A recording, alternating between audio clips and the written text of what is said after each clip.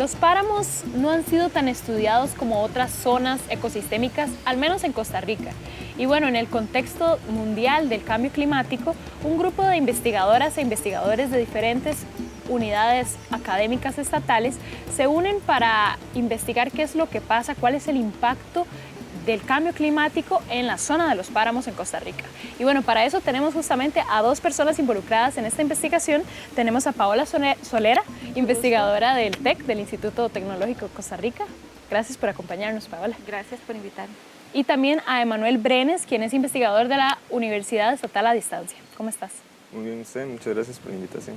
Bueno, hablemos un poco de este estudio. Quiero que conversemos sobre los alcances y las implicaciones y también, bueno, es bastante interdisciplinario este estudio. ¿De dónde nace esta iniciativa? Bien, este proyecto es una propuesta de la investigadora María Alejandra Maglianesi de la Universidad Estatal a Distancia. Ella es especialista en ecología, sobre todo en estas partes de redes de interacción.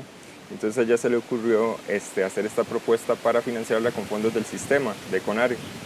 Al ser de CONARE es toda la oportunidad de que otros investigadores de otras universidades estatales puedan unirse. Entonces la idea de esto es buscar a esos especialistas en diferentes ramas para poder sacarle más provecho, ¿verdad?, a esto. Así fue como, por ejemplo, se unió Paola, que es botánica. Su experiencia en plantas fue muy útil para el proyecto, y ella es del tecnológico. También estuvo Alexander Rojas, quien también es botánico, él es de la Universidad Nacional. De la UCR tuvimos al doctor Paul Hanson, que es entomólogo, entonces nos apoya con toda la parte de los insectos. También de la UCR tuvimos a Gerardo Ábalos, quien ha estudiado mucho los colibríes, sobre todo en las partes altas. Y bueno, en mi caso, yo entré haciendo tesis ahí, trabajé la parte de los insectos en este proyecto. Y bueno, por dicha pude terminar mi tesis y seguir trabajando para ese proyecto y continuar trabajando con María Alejandra Maglianesi, a la cual aprovecho para darle un agradecimiento, ¿verdad?, por darme las oportunidades de vinculación a estos proyectos. Claro. Y bueno, Paola, ahora mencionábamos que los páramos no han sido tan estudiados en este país al menos. ¿Por qué pasa eso?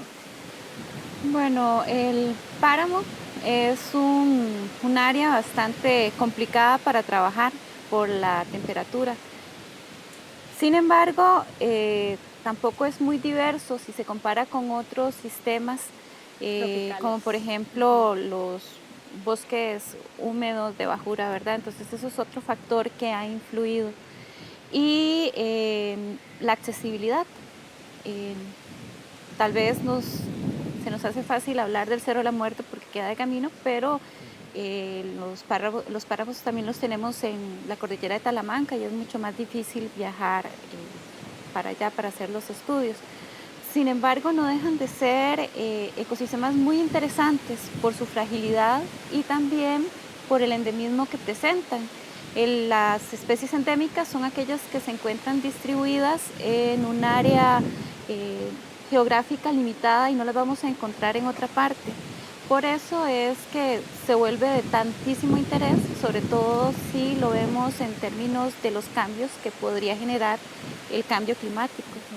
Hablemos del páramo. ¿Cuáles son las condiciones que presenta un territorio, un terreno para ser considerado un páramo? Bueno, el páramo, la primera característica es que tiene que estar a una elevación. En este caso, en Costa Rica, tiene que estar por arriba de los 3.000 metros sobre el nivel del mar. 3.000 metros sobre el nivel. Entonces, el páramo es un ecosistema, digamos, de las cimas de las montañas. Entonces, en las partes más altas de las cordilleras, ahí está el páramo. ¿Cómo sabemos que es páramo? No hay árboles, por ejemplo. Toda la vegetación del páramo es baja. Tiene condiciones climáticas extremas. Por ejemplo, la radiación solar es muy alta en los páramos porque está desprovisto de esa sombra, digamos, que tienen los bosques normalmente. Tiene lo que es precipitación horizontal, que es lo que llamamos neblina. Es muy húmedo esa parte de ahí. Llueve mucho y de una manera, digamos, imprevisible. Es decir, no se sabe cuándo va a llover. De repente llueve y de repente está haciendo sol. Entonces, esas son características, digamos, climáticas, además de mucho viento. De igual manera, al no haber vegetación alta, el viento corre ahí a alta velocidad. Entonces, toda la vegetación, por ejemplo, del páramo está muy adaptada a estas condiciones. que tal vez Paola nos puede Sí, comentar por eso un es poco. una biota tan poco diversa si la comparamos con otras zonas de vida. Otra cosa que yo agregaría es que los suelos tienen pocos nutrientes, no es homogénea la distribución de los nutrientes, sino por ciertos sectores, y eso genera que no haya una profundidad del suelo como para que se puedan encontrar árboles de gran altura, por eso es que la vegetación es enana. Sí, son como arbustos, esto Exacto. que ve uno también en las zonas volcánicas arriba, digamos. Claro. Bueno, vamos a seguir hablando y adentrándonos justamente en los objetivos que tuvo esta investigación después de este corte.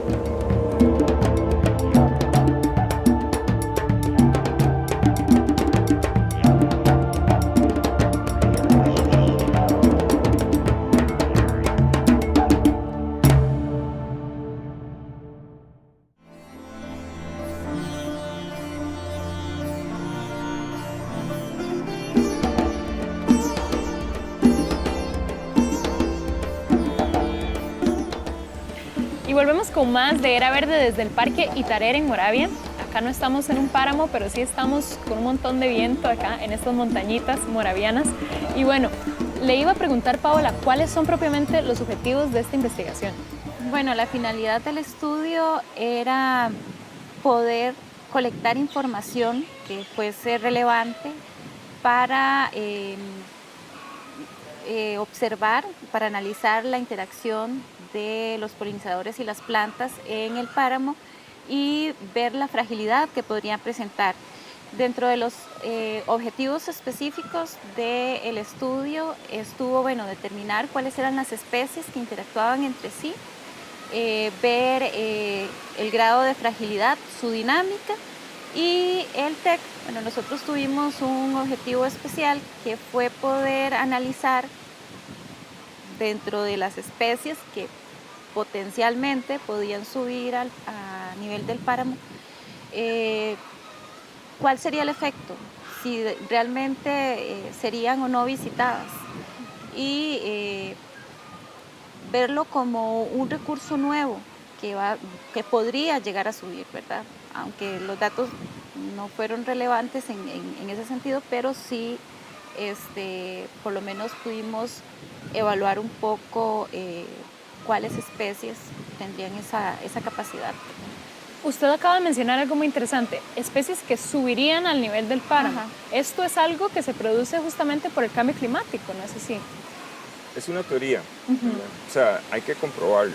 Entonces, esta teoría lo que dice es que como se va a dar un cambio en las condiciones climáticas, ya las condiciones, digamos, en la parte alta van a ser óptimas para los organismos de las partes bajas. Entonces lo que sucede es que no se da una migración, digamos, en principio sería una migración de especies, es decir, especies de zonas bajas pasarían a las zonas intermedias, de zonas intermedias a las zonas altas.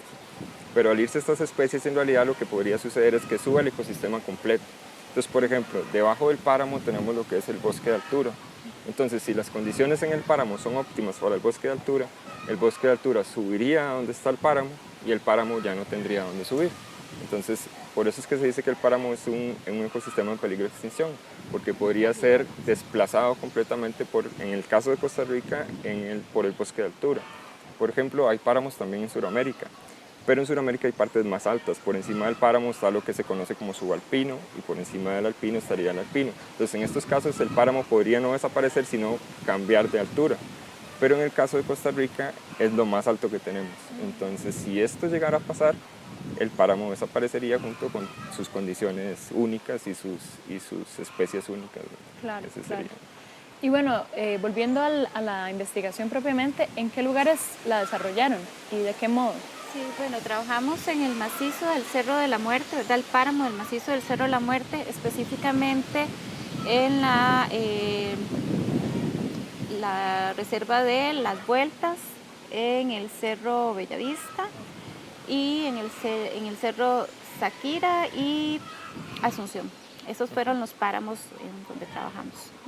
¿Hay otros páramos en Costa Rica? Claro que sí, tenemos, el que le mencionaba anteriormente, en la zona de Chirripó, en la cordillera de Talamanca. Tenemos páramo también en el Irazú, que es muchísimo más pequeñito, y con una dinámica prácticamente está desapareciendo. Eso es lo que se prevé, ¿verdad? Y cuando ustedes como equipo, ¿verdad?, de investigaciones biológicas descubre que se está dando esta desaparición, ¿cuáles son los factores que se identifican? ¿Cómo se puede saber que hay un peligro en una zona de un páramo? Bueno, en realidad se está estudiando, ¿verdad? Todavía nosotros no podemos afirmar o negar tal cosa. Lo que sí se ha visto es que disminuye el tamaño. Los factores, bueno, son variables. Me imagino que podríamos mencionar factores enteramente naturales. Sí, como de percepción, ¿no? Pues se percibe, ¿qué podríamos decir? En toda la dinámica que tiene el páramo va desapareciendo la diversidad también. Es lo que se contempla, ¿verdad?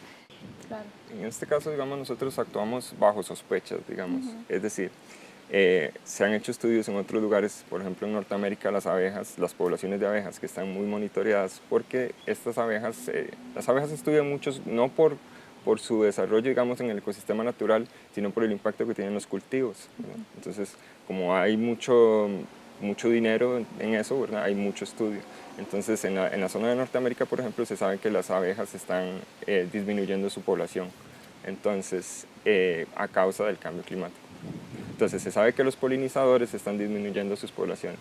Entonces, una de las causas puede ser el cambio climático, otra puede ser los pesticidas, los agroquímicos, los impactos de la población, ¿verdad?, la población humana sobre todo. Entonces, esos indicios ya se tienen en otros países, aquí todavía no. Se sabe, o está la teoría esta que te comentaba, de que los ecosistemas pueden ir subiendo su elevación. Aquí no tenemos, digamos, pruebas de que eso esté sucediendo. Pero bajo sospecha, digamos, actuamos en el páramo, que es entonces, dado estas teorías, es frágil. El que iría a desaparecer. Exacto. Entonces, antes de siquiera ver rastros de cambio climático o perturbación humana, lo que tenemos que hacer es entender cómo funciona este ecosistema. Sí. Entonces, antes de siquiera entender, tenemos que ver qué forma parte de ese ecosistema. Entonces, lo primero que teníamos que hacer era identificar cuáles eran las plantas, cuáles eran los animales que estaban funcionando como polinizadores. Por ejemplo, en mi caso yo me dediqué a la parte de los insectos y sucedió algo curioso, que es que yo quería ir a, digamos, a analizar estas interacciones, pero antes tuve que ver cuáles eran esos insectos. O sea, no había cómo comparar, o sea, no había alguien que hubiese ido antes al páramo a estudiar estos insectos y decir, estos son los insectos que están en el páramo. Entonces yo ya podía con eso ir a simplemente observar esas interacciones. Pero tuvimos que empezar desde el inicio, o sea, cuáles son los insectos que están en el páramo y qué están haciendo acá y cuáles son visitadores de flores y cuáles no. Entonces, es una investigación, digamos, pionera en el sentido de que estamos abarcando todo lo que se puede, porque hay investigaciones muy centradas en una sola planta o en un solo animal, que no digo que estén mal, sino que pues cuesta entender un ecosistema completo con una investigación sola de este tipo. Entonces, en esto que quisimos abarcar la mayor cantidad de especies, ¿verdad?, y primero ver cuáles son y luego ver cómo interactúan y a raíz de eso ver su fragilidad y después ver qué impacto podría tener estas teorías que ya están estudiándose más en otros países, en otras partes del mundo. Claro, claro. Bueno, y está muy interesante este tema. Vamos a seguir hablando sobre, bueno, qué implican los resultados que se produjeron en esta investigación después de este corte.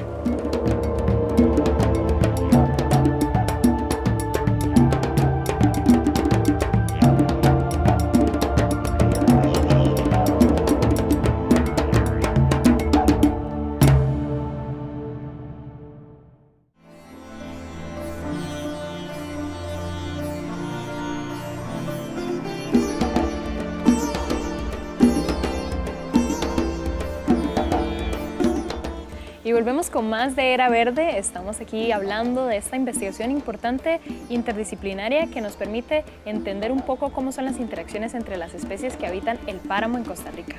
Y bueno, usted me comentaba justamente, Manuel, que estaban haciendo un estudio que abarca pues muchas cosas, muchas interacciones biológicas. Y puntualmente, ¿qué encontraron? Bueno, primero tendríamos que introducir un poco lo que sería la polinización, ¿verdad? O sea, la polinización es cómo se reproducen las plantas, digamos. Es llevar el polen de las flores, es el órgano reproductor de las plantas. Tienen parte masculina y parte femenina. Entonces el polen es como el esperma de las plantas, ¿verdad? Entonces este tiene que ser depositado en otras flores.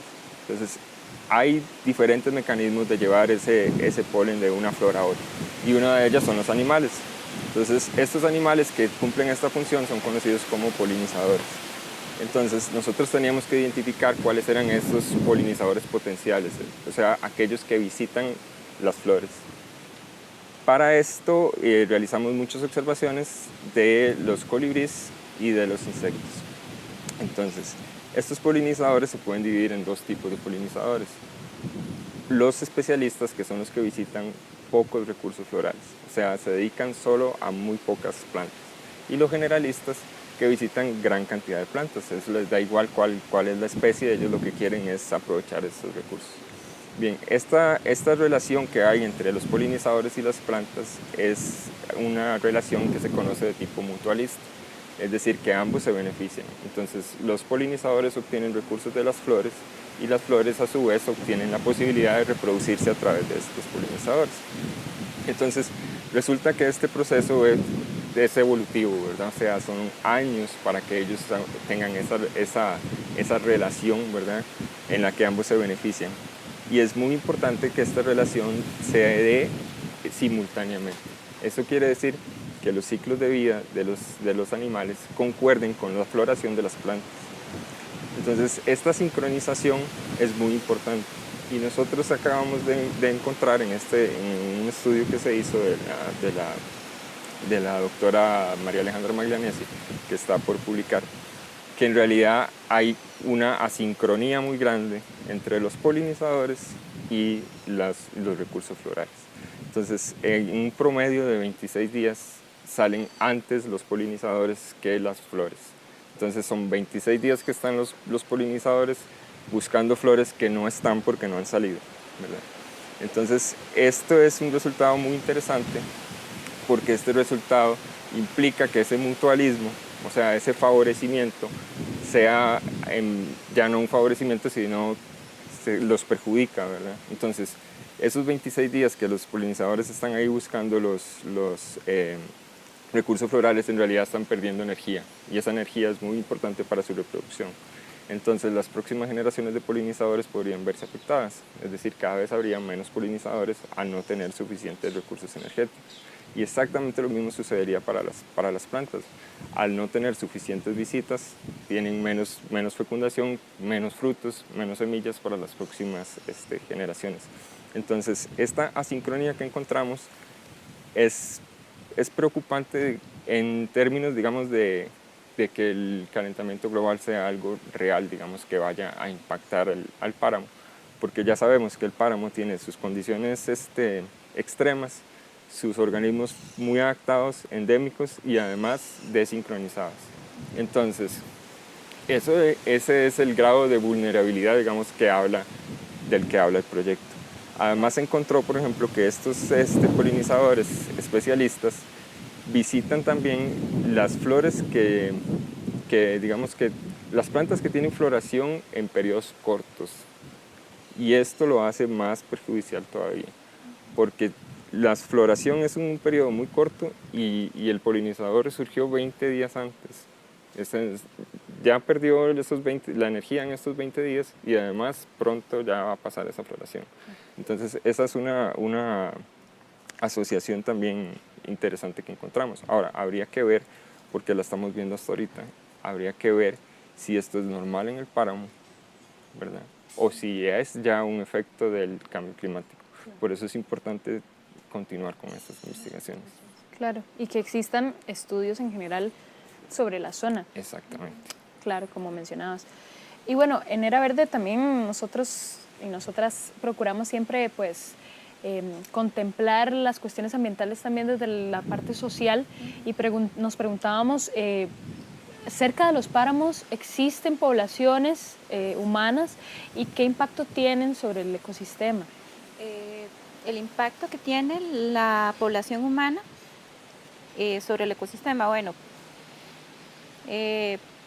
por la zona, muchas veces lo invaden y lo utilizan, bueno, para ganadería o lo utilizan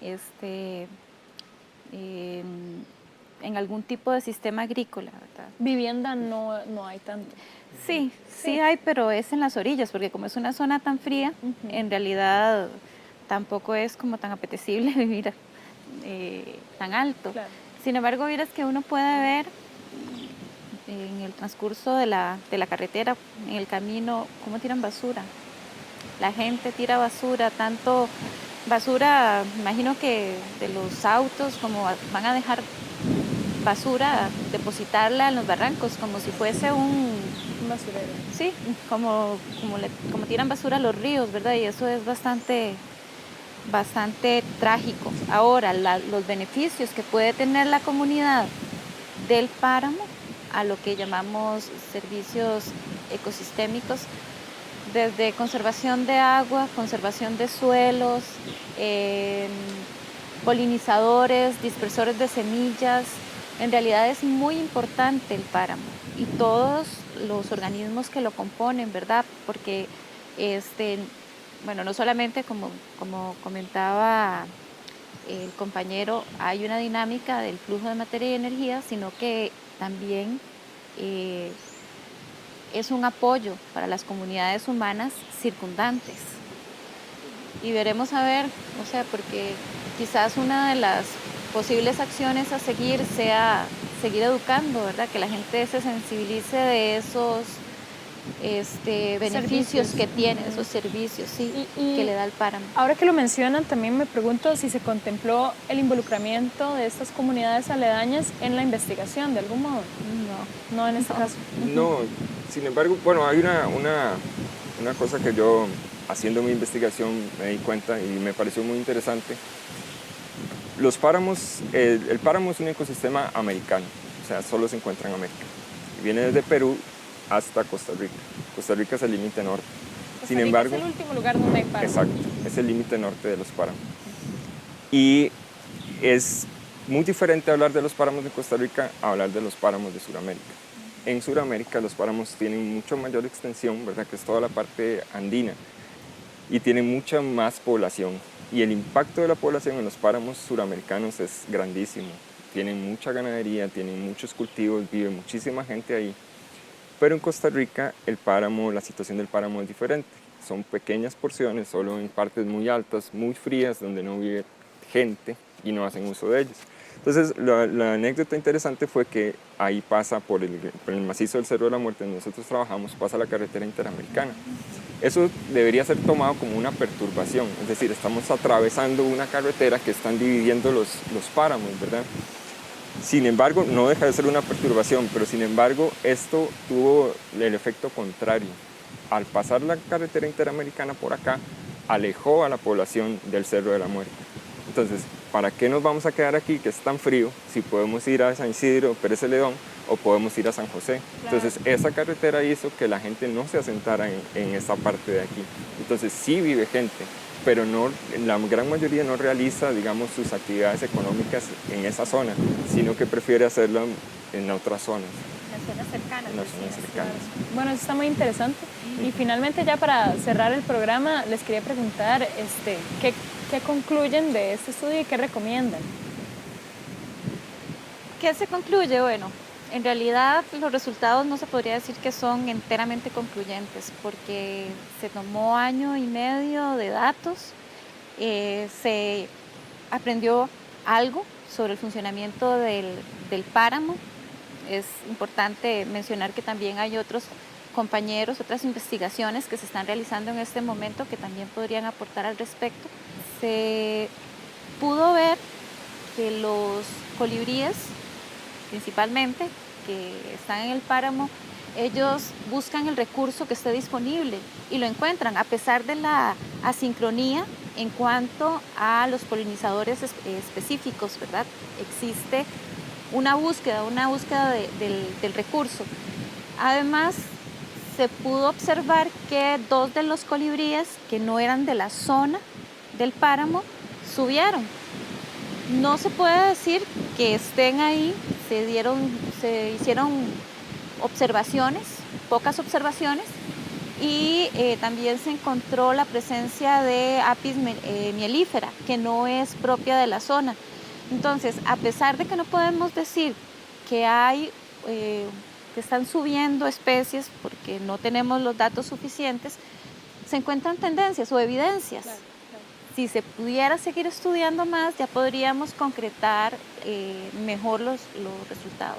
Bueno, coincidimos en que entonces hace falta investigar la Es zona. importante darle continuidad. Por ejemplo, si esta investigación se hubiese hecho, antes de esta investigación se hubiese hecho en 1990 algo parecido, hubiéramos podido comparar lo que nosotros teníamos con lo que pasó en el 90 y decir, bueno, algo ha cambiado o se mantiene igual. Claro, ¿verdad? claro. Entonces, que igual esta investigación de nosotros sirva como un punto de inicio, ¿verdad? Y un punto de comparación, es decir, bueno, ya nosotros identificamos cuáles son las partes que forman parte de este proceso, le estamos diciendo cómo interactúan, cuál es la dinámica entre ellos, cuáles son sus puntos débiles, y si a partir de acá podemos seguir estudiándolo, entonces pues sería ideal. Claro, muchas gracias por acompañarnos el día de hoy y gracias a usted también por acompañarnos. La dejamos con más de Canal UCR Televisión con Sentido.